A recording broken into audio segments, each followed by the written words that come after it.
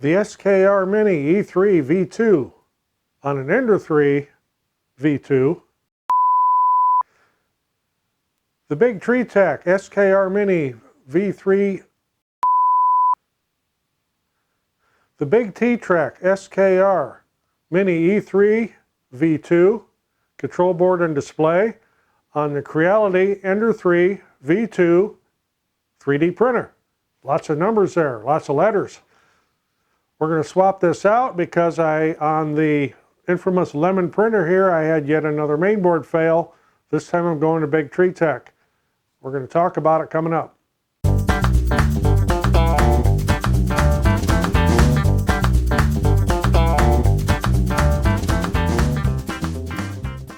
I'm Roger, welcome to not the shop, but up in the loft above the shop, and sitting in front of me here is what I call the lemon printer. It's an Ender 3 V2, and right behind me here is another Ender 3 V2 that works just perfect.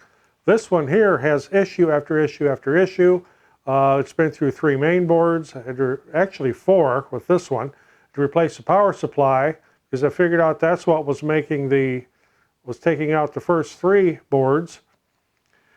Now this main board problem, and I made a video about it and I'll put a link in the description, locked up the stepper motors. It worked for a while, and then all of a sudden it locked up the stepper motors. It didn't matter which motor you were trying to move, it locked them all up, or you could not move them any direction. I mean, just locked them up solid. So you see a little bit about that in the other video.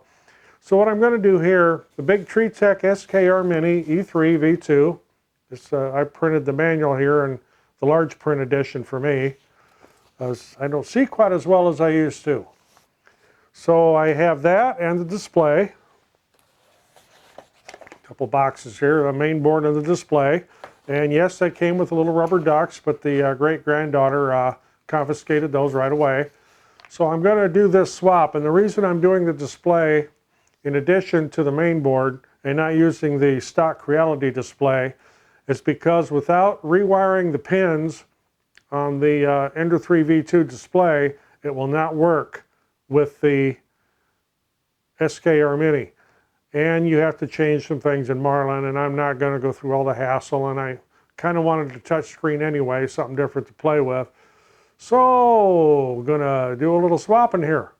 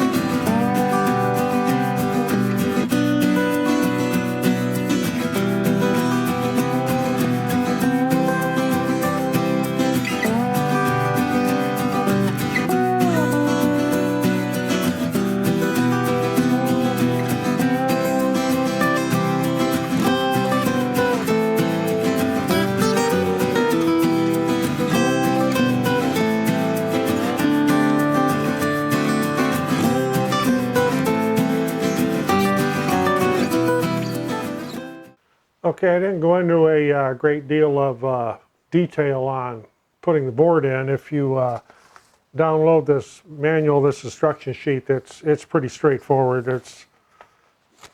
It's almost plug and play. There's a few things that need to be swapped around. You'll be able to see it on the sheet. That's very simple. Not all of the build, I seem to be in the way here. Or that's in the way. Not all of the build ended up on the camera because I didn't notice that the battery had run out on the other camera while I was putting it together. But I do have everything put together. I will need to probably print some kind of case for this TFT display because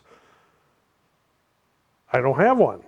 Since this is a V2, there's no case for this, but there's plenty of things on Thingiverse, and it's going to be mounted on the left side rather than the right side because the ribbon cables are not long enough to reach on the right side, which is not a big deal.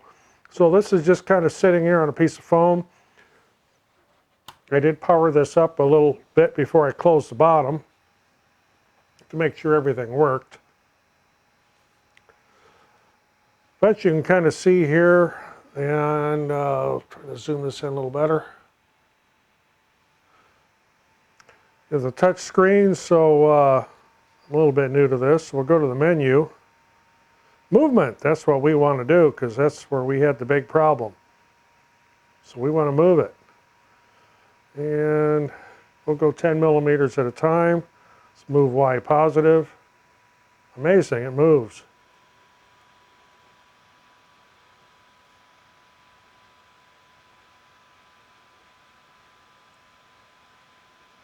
And we'll go X. Oop, no, can't go any further that way.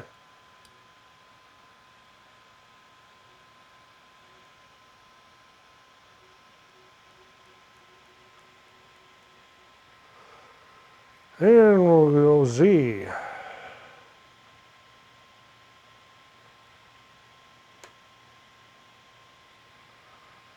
Excellent. Glad to see that's working. Back home. And we'll see about homing it here.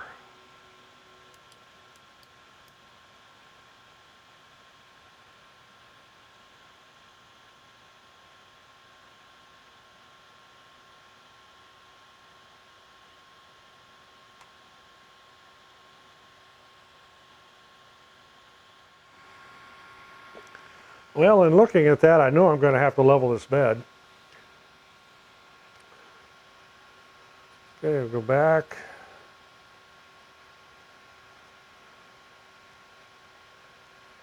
Let's preheat the bed. PLA.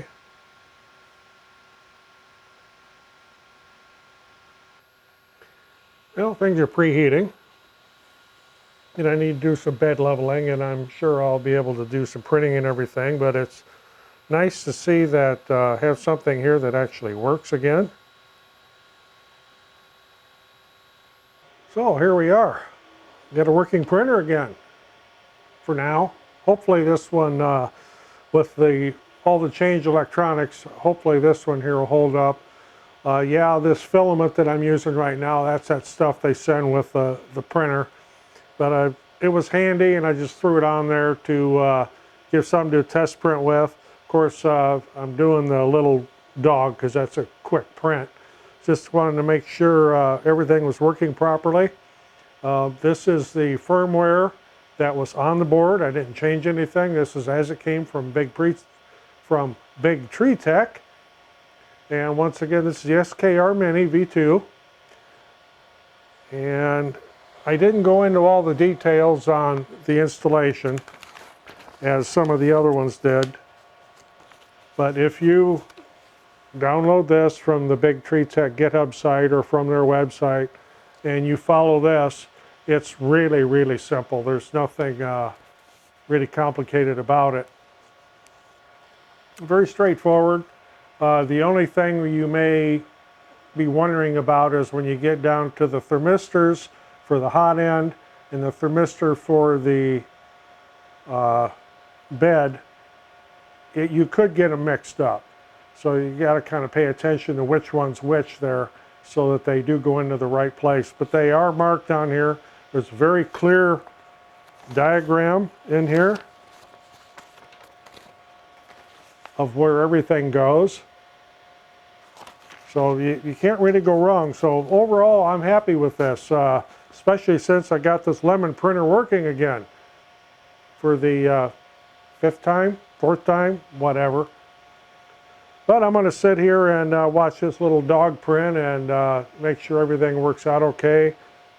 A little bit of an adult beverage here to sort of celebrate. And yeah, this is old time stuff. You got to be old to know what this stuff is. So, okay, if you got something out of this, appreciate getting a thumbs up. Of course, we're always looking for subscribers, so next to that subscribe button's a little bell. You ring that bell, you'll be notified when I post another video. Till the next time, I'm Roger, not in the shop, but up in the loft, playing with the lemon printer that's actually working again. See you in the next one. Thanks for watching.